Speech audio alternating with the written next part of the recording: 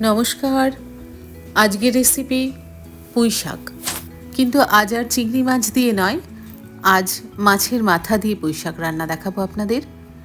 প্রথমে একটু ভাজা মশলা করে নিলাম, দিয়ে দিয়েছিলাম এতে ধনে, জিরে, শুকনো লঙ্কা, গোলমরিচ আর একটু গরম মশলা। গরম মশলার ভেতর এলাচ, দারচিনি, লবঙ্গ, এইগুলো একটু শুকনোভাবে এরকমভাবে টেলে নিয়ে তারপর মিক্সিতে ঘুরিয়ে দিলেই হয়ে যাবে ভাজা মশলা।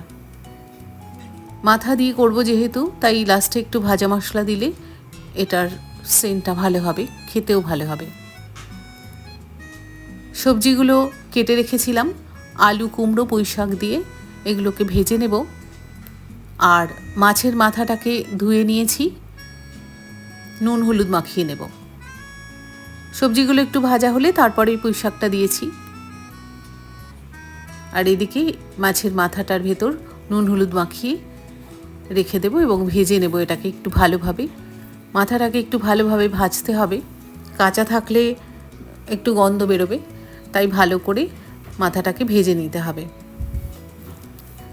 পুঁই শাক আমাদের খুব পছন্দ, তাই মাঝে মাঝেই একই রকমভাবে তো ভালো লাগে না, তাই বিভিন্ন ধরনের পুঁই শাকটা করি। এর ভেতর নুন দিয়ে দিলাম আর একটু চিনিও দিয়ে দেবো। নুন হলুদ দিয়ে রেখে দিয়েছি, সেদ্ধ হয়ে যাবে শাকগুলো। আর এদিকে মাথাটা ভেজে নিয়েছি।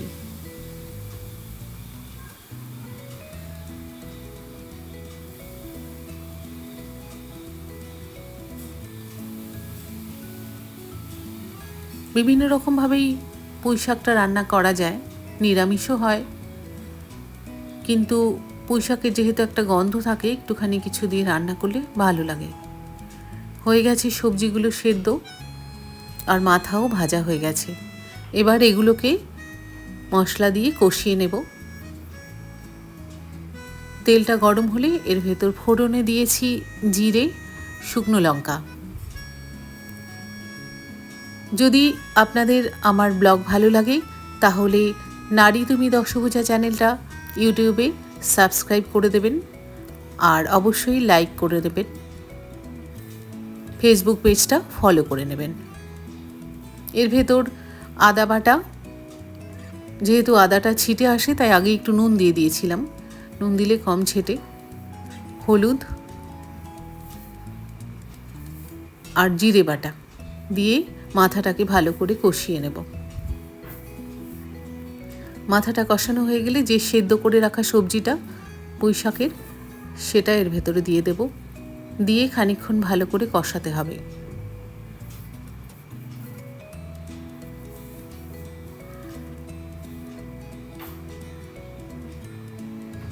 এখানে আমাকে এইসব জিনিসগুলো একটু দূর থেকেই খুঁজে নিয়ে আসতে হয়। আগে ওখানে যখন থাকতাম তখন তো আরও এর ভেতর মাছের তেল, ডিম এগুলোও দিতাম, কিন্তু এখানে সব সময় ওগুলো পাওয়া যায় না। তেলটা সবসময় ভালো থাকে না বলে দোকান থেকে দিতেও চায় না। মাথাগুলো কষিয়ে নিয়েছি, এবার এর ভেতরে সবজিগুলো দিয়ে দেব। একটু মশলাটাকে ভালো করে কষাতে হবে, যতক্ষণ তেল না ছাড়ে বা কাঁচা গন্ধটা না চলে যায় ততক্ষণ একটু ভালো করে কষিয়ে নেব।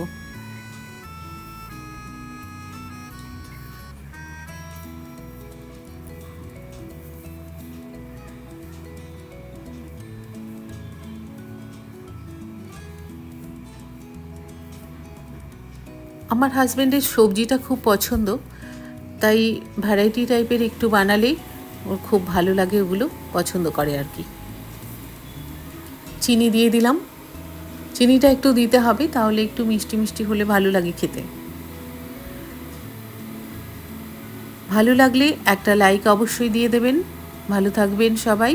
আর ওপর থেকে দিয়ে দিয়েছিলাম এই ভাজা মশলা যেটা করে রেখেছিলাম সেটা। এর ভেতর গরম মশলাও দেওয়া যায়। এবার ভালো করে এটাকে কষিয়ে নেব, একটু সময় দিয়ে, জলটা যতক্ষণ না শুকিয়ে যায় ততক্ষণ এটাকে কষিয়ে নেব।